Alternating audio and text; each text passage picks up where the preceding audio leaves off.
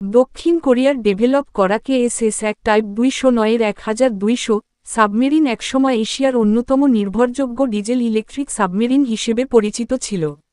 আধুনিক বৈশিষ্ট্য, নিঃশব্দ চলাচল এবং আন্ডারওয়াটার টহল ক্ষমতার জন্য এটি আজও অনেক নৌবাহিনীর আস্থাভাজন প্ল্যাটফর্ম। সাদা মাঝারি তারা ডিজাইন ও নির্মাণ।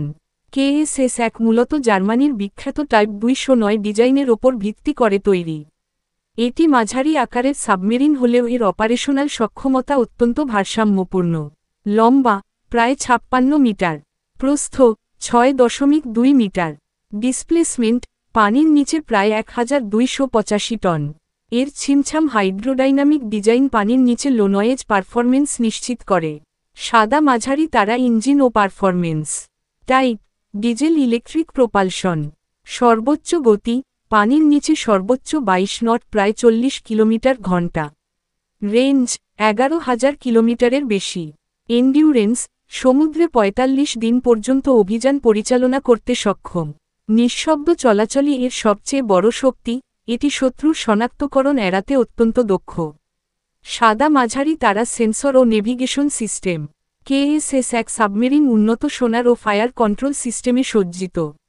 হাল মাউন্টেড সোনা, প্যাসিভ এবং অ্যাক্টিভ সোনা অ্যারেজ, নয়েস রিডাকশন কোটিং, এইসব সেন্সর সাবমেরিনটিকে দীর্ঘ দূরত্বে শত্রু জাহাজ শনাক্ত ও ট্র্যাক করতে সাহায্য করে। সাদা মাঝারি তারা অস্ত্র সক্ষমতা। KS-1 এর সবচেয়ে গুরুত্বপূর্ণ দিক হচ্ছে এর অস্ত্র ব্যবস্থা। 8x533 millimetre torpedo tube, heavyweight torpedoes submarine ও জাহাজ ধ্বংসে অত্যন্ত কার্যকর। অ্যান্টি-শিপ মিসাইল হাপুন লঞ্চ করার সক্ষমতা, সি মাইন ডিপ্লয় করার ক্ষমতা। এই কারণে KS-1 সাবমেরিন সমুদ্রের গভীরে আক্রমণাত্মক ও প্রতিরক্ষামূলক উভয় ধরনের মিশনে অত্যন্ত কার্যকর। সাদা মাঝারি তারা অপারেশনাল ভূমিকা। KS-1 সাধারণত নিম্নলিখিত অপারেশনে ব্যবহৃত হয়: শত্রু জাহাজের ওপর আক্রমণ, আন্ডারওয়াটার টহল, স্পেশাল অপস পরিবহন, উপকূলীয় প্রতিরক্ষা, ইন্টেলিজেন্স ও নজরদারি। এর কম শব্দ সিগনেচার ও লম্বা সময় পানির নিচে থাকতে পারার ক্ষমতা একে অত্যন্ত বিপজ্জনক সাবমেরিনে পরিণত করে।